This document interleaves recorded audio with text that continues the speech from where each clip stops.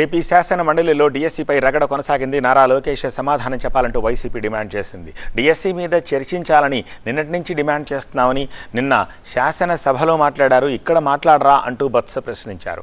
నిన్న బీఏసీలోనే డీఎస్సీపై చర్చిస్తామంటూ పయ్యావులు సమాధానం చెప్పడంతో చర్చించడానికి ఇప్పుడు ఏమిటి అంటూ వైసీపీ ప్రశ్నించింది.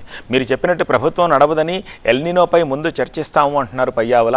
ఇలా సభలో రెండు పక్షాల మధ్య వాదోపవాదాలు జరిగాయి. ఒకే అంశం మీద డిఎస్సి మీద జరిగిన అవకతవకల మీద చర్చించాలి, సభలో చర్చించాలి, దాని మీద ఎంక్వైరీ జరగాలని చెప్పి నేను డిమాండ్ చేస్తున్నాను. ఇవాళ ప్రధాన పత్రికల్లో శాసనసభలో మాట్లాడారు అది మరి ఇక్కడ మాట్లాడడానికి ఎందుకు ఎందుకు ఆడుతున్నారో మాకు అర్థం అవట్లేదు, ఎందుకు వేస్తారో మాకు అర్థం అవట్లేదు. వాస్తవ విషయాలు అక్కడ చెప్పిన ఇక్కడ చెప్పొచ్చు కదా, ఇది చెప్పచ్చు కదా. దీని తర్వాత చేస్తామని చెప్పి విద్యామంత్రి గారు ఉన్నారు కదా, విద్యామంత్రి గారు చెప్పానండి. అక్కడ చెప్పిన ప్రకటనలు ఎక్కడైనా సరే బయటైనా ఇంటైనా ఎక్కడైనా మాట్లాడతామని చెప్పారు కదా, చెప్పండి ఆ మాట ఎక్కడ. మేము అడుగుతున్నాం కదా, మా ప్రశ్న సమాధానం చెప్పండి. అందుకు మెగా డిఎస్సీ మీద డిస్కషన్కి మీరు సమయం కేటాయించాలి. ఈ ప్రశ్నోత్తరాలు వాయిదా వేసినా సరే మాకు ఇప్పుడు దాని మీద చర్చించాలి. అది మా తాలూకా విన్నపం. సార్, గౌరవ ఎల్ఓపి గారు అడిగిన దానికి ప్రభుత్వం నుంచి మా స్పందన ఇచ్చినప్పుడు వినే ఓపిక ఉండాలి. వాళ్ళ అజెండా ఏమైనా ఉండొచ్చు, అజెండా అల్లరి చేసి బయటికి వెళ్ళిపోవడం అనే అజెండా అయి ఉండొచ్చు, చర్చ పెట్టాలనేటువంటి అజెండా అయి ఉండొచ్చు. గవర్నమెంట్ వారి సైడ్ నుంచి నిన్న తమరి సమక్షంలో చాలా డీటెయిల్డ్గా మా వాయిస్ని వినిపించాం.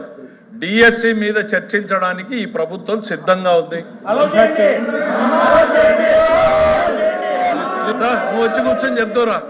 నువ్వు వచ్చి కూర్చొని చెప్తారా ఎల్లు.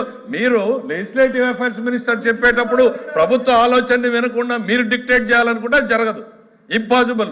ప్రజలు ఎవరు ప్రభుత్వాన్ని నడపాలి అనేటువంటి నిర్ణయాన్ని ప్రజలు డిసైడ్ చేశారు.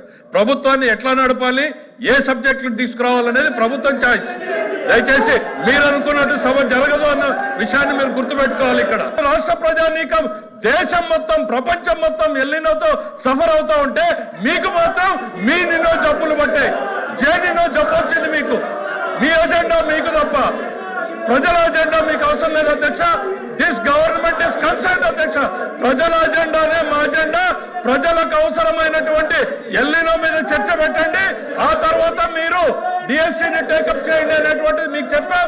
దానికి మీరు స్టిల్ స్టికింగ్ ఆన్ అధ్యక్ష. మరి అభిమానం అసెంబ్లీలో ఏమైంది అధ్యక్ష?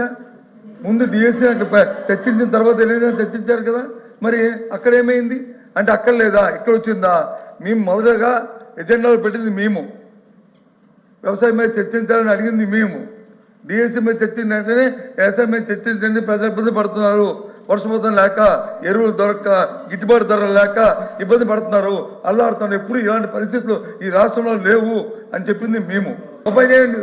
ఇప్పుడు 4 రోజులు పెట్టిన అసెంబ్లీని ఇంకో 2 రోజులు పొడిగించండి, మాట్లాడుకుందాం. ఎంత ప్రజల మీద వాళ్ళకి అభిమానం ఉందో, ఎంత ప్రజల మీద మాకుందో అసెంబ్లీ కౌన్సిల్ తెలుసుకుందాం. ఇంకో 2 రోజులు పొడిగించండి.